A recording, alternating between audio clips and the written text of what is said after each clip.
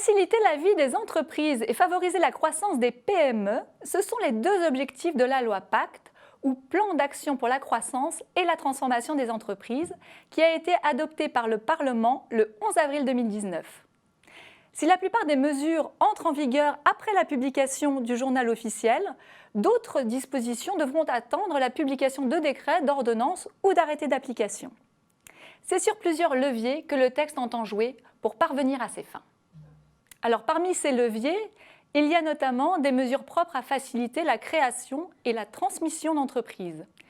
Il est ainsi prévu de créer un guichet unique en ligne afin de réduire les frais de création d'entreprise. Une plateforme sera mise à disposition des artisans et des commerçants pour effectuer les démarches de création d'entreprise. Elle remplacera les 7 réseaux de centres de formalité d'entreprise existants.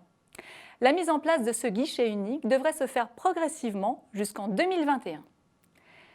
L'un des autres leviers a pour objectif de débloquer la croissance pour les petites et moyennes entreprises afin d'en faire des entreprises de taille intermédiaire. Là, le gouvernement entend jouer sur les seuils d'effectifs.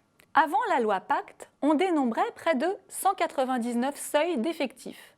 Et chaque fois qu'une entreprise franchissait l'un de ces paliers, elle était contrainte de respecter de nouvelles obligations sociales et fiscales. La loi Pacte réduit le nombre de seuils à 3. Un seuil pour les entreprises de 10 salariés, un autre pour celles de 50 salariés et un dernier pour celles de 250 salariés et plus. Autre amélioration, les entreprises ont désormais jusqu'à 5 ans pour remplir les obligations prévues dans le cas de passage d'un seuil à l'autre.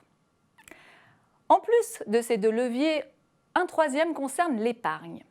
En effet, avec la loi Pacte, les épargnants sont incités à financer l'économie réelle.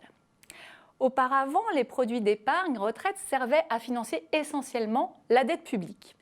L'idée, c'est aujourd'hui de réorienter les sommes déboursées vers les PME, notamment au travers de l'assouplissement du PEA, le plan d'épargne en action, de la création d'un PEA jeune et de l'ouverture du PEA-PME au titre émis dans le cadre du financement participatif ou encore d'incitations fiscales fortes visant à proposer aux épargnants un nouveau plan d'épargne retraite, PER, aux côtés de l'assurance vie. Alors nous allons à présent développer les 3 volets essentiels de la loi Pacte.